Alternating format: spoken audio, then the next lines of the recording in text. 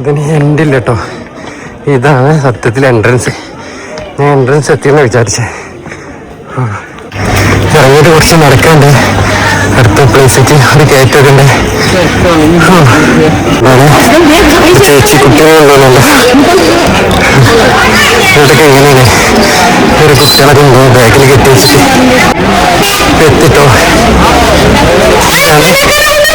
Statue അല്ലേ. ഇവിടെ എത്തിക്കഴിഞ്ഞാൽ വലിയൊരു ലേക്കും കാര്യങ്ങളൊക്കെ കാണാണ്ടേ. നല്ല വ്യൂ ആണ്. ഇങ്ങനെ കയറിയിട്ട് വേണേ എൻട്രൻസ് ഇങ്ങനെ കയറിയിട്ട് വേണേ. ഇതിന് എൻഡില്ല കേട്ടോ. ഇതാണ് സത്യത്തിൽ എൻട്രൻസ്. ഞാൻ എൻട്രൻസ് എത്തിയെന്ന് വിചാരിച്ചേ. ഇതാണ് സ്റ്റാച്ചുവിന് 3 മുഖങ്ങളെ കാണാനുള്ളത്. ശിവന്റെ വലിയൊരു സ്റ്റാച്ചു ഉണ്ട് ഇവിടെ. നമുക്ക് ഈ സൈഡിൽ കൂടി മേലെ കയറാം. അവിടെ നല്ല വ്യൂവും കാര്യങ്ങളൊക്കെ കിട്ടുക.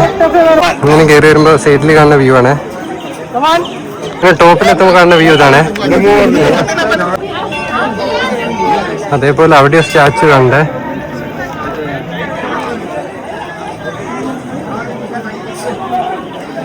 ഇവിടെ എല്ലാം ശിവലിംഗം ഉണ്ട്.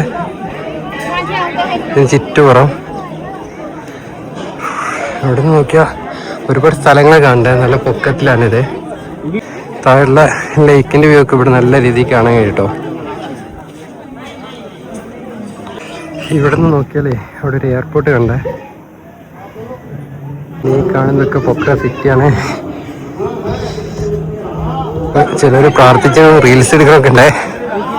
താഴത്തുണ്ട് കേട്ടോ ഓരോ ശില്പങ്ങള്. ഇവിടെ സൈഡിൽ ഫ്ലവറും കാര്യങ്ങളൊക്കെ വെച്ചിട്ടുണ്ട്. അത് വെച്ചിട്ടുള്ള പാത്രങ്ങളാണ്. കാണാൻ തന്നെ നല്ല ഭംഗിയാ.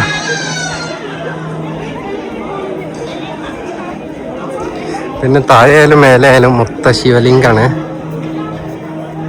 ഒരു ചേച്ചി മൊത്തത്തിലൊന്ന് ടച്ച് ചെയ്ത് പോണു. എന്തൊരു വിശ്വാസത്തിൻ്റെ ഇതാണ്. ഇതിനെ കുറിച്ച് ഇച്ചൊരു ഐഡിയ ഇല്ല.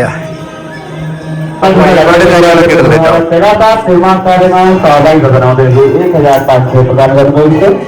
ഒരു മോള് പ്രാർത്ഥിച്ചുകൂടെ.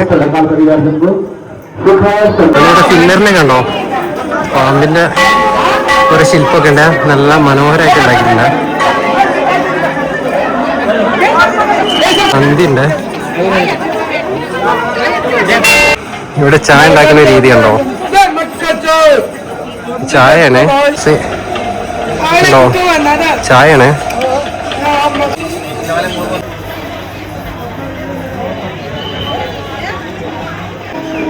ഇതാണ് വേറൊരു സൈഡ് കേട്ടോ. 4 സൈഡ് ഉണ്ട്. നമ്മൾ പോയി ഇവിടുന്ന് ഇറങ്ങിട്ടോ. ഇവിടെ ടിക്കറ്റ് കാര്യങ്ങളൊന്നുമില്ല. ഇവിടെ കുറച്ച് കച്ചവടങ്ങളൊക്കെ ഉണ്ട്. നമ്മുടെ നാട്ടിലെ കമ്പുണ്ടല്ലോ, അത് ചുട്ടിട്ട് അത് വിൽക്കാൻ വെച്ചാണ്.